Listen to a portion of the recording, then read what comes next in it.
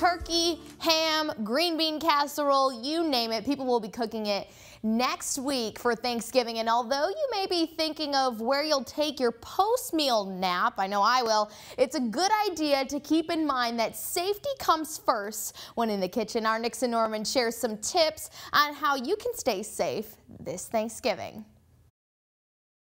People cook every day, and many holidays are centered around food.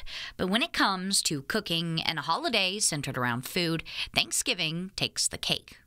Or turkey, I should say.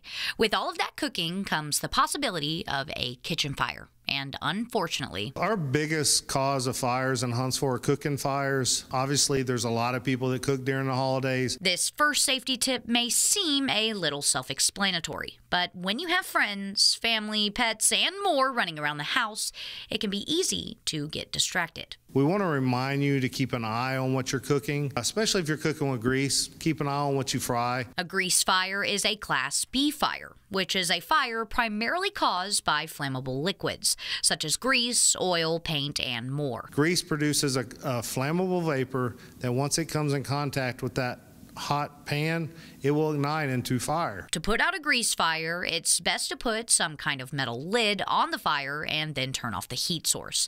If the fire is small and manageable, you can then pour baking soda or salt on the fire.